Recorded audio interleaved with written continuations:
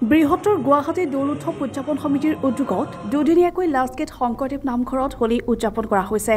প্ৰথম দিনা অনুষ্ঠিত হয় কেইবাটাও আকৰ্ষণীয় কাৰ্যসূচী।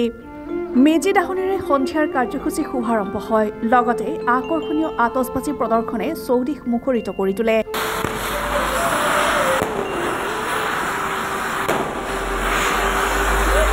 সমান্তৰালভাৱে একাংশ শিল্পীৰ কণ্ঠত হোলী গীতৰ সুৰে উপস্থিত সকলোকে আপ্লুত কৰি তোলে।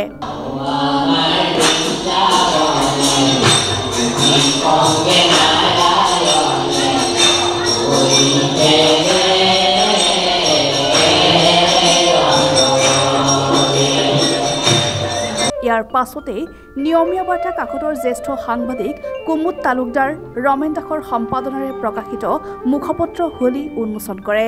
আনহাতে জ্যেষ্ঠ কণ্ঠশিল্পী অসীমজ্যোতি বৰুৱাই মুকলি কৰা সাংস্কৃতিক সন্ধিয়াত বৃহত্তৰ গুৱাহাটী দৌল উৎসৱ উদযাপন সমিতিৰ তৰফৰ পৰা 2 মাৰ্চৰ পৰা 8 মাৰ্চলৈ অনুষ্ঠিত হোলী গীতৰ কৰ্মশালাৰ অংশগ্ৰহণকাৰীসকলে ৰমেন দাসৰ তত্বাৱধানত কেইবাটাও হোলী গীত পৰিৱেশন কৰি অনুষ্ঠানটি বিশেষভাৱে সমৃদ্ধ কৰে। উল্লেখ্য যে ৰমেন দাসে বিগত প্ৰায় 2 দশক জুৰি মহানগৰীত হোলী গীতৰ প্ৰচাৰ আৰু প্ৰসাৰত অৱদান যোগাই আহিছে।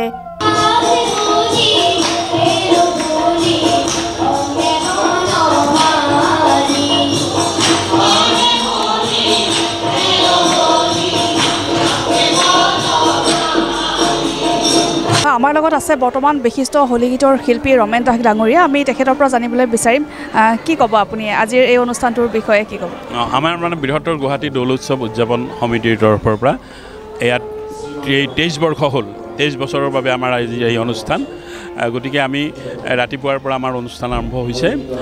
এতিয়া সাংস্কৃতিক অনুষ্ঠান চলি আছে। গতিকে আৰু আমি যাতে দৌল উৎসৱৰ যিটো আনন্দৰক ভক্তিৰক সেইটোৰ ওপৰত বেছি গুৰুত্ব প্ৰদান কৰি এনেকৈ 2003 বৰ্ষৰ পৰা দৌল উৎসৱ বিশেষকৈ সত্ৰীয়া পৰম্পৰাটো ইয়াত অব্যাহত ৰাখি আমি পালন কৰি আহিছোঁ। আৰু আমি প্ৰত্যেক বছৰে উৎসৱ আৰম্ভ হোৱাৰ আগে আগে হোলী গীতৰ কৰ্মশালা পাতোঁ। আজি আপোনালোকে নিশ্চয় ইয়াতে গোৱা দেখিছে পৰিৱেশন।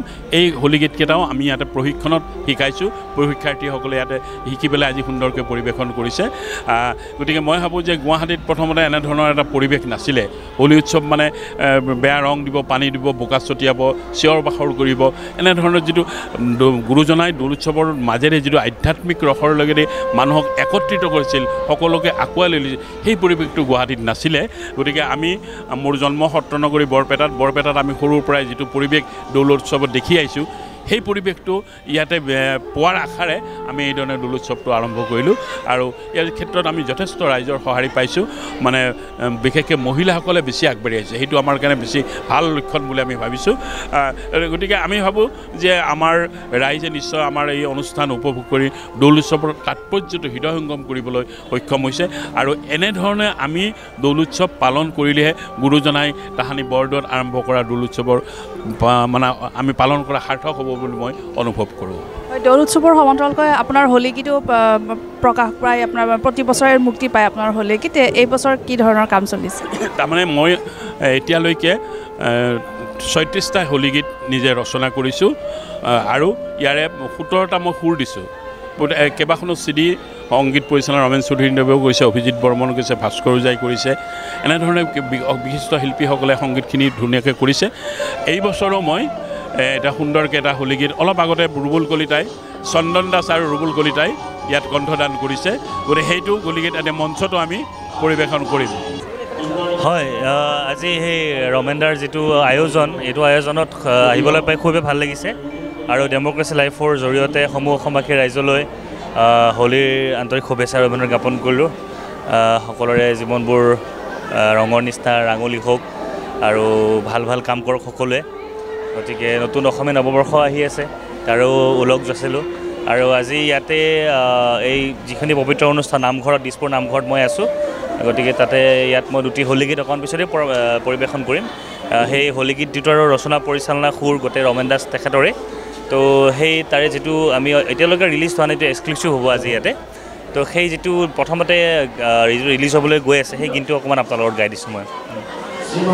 ৰংগে হোলী হোলী বৈকুণ্ঠৰে কেলি, হোলী ৰে হোলী ৰংগে বনমালী, ৰংগে হোলী হোলী বৈকুণ্ঠৰে কেলি হোলী ৰে হোলী ৰংগে বনমালী ৰঙেৰে ৰাঙলী উদুলি মুদুলি ৰঙেৰে ৰাঙলী উদুলি মুদুলি কি মতে পাতো নেখেলি হোলী কি মতে পাতো নেখেলি হোলী ৰংগে হোলী হোলী বৈকুণ্ঠৰে কেলি থেংক ইউ মহানগৰীৰ লাষ্ট গেট শংকৰদেৱ নামঘৰৰ হোলী উদযাপনথলীৰ পৰা ডি জি অনুৰঞ্জনৰ ৰিপৰ্ট ডেমক্ৰেচি লাইভ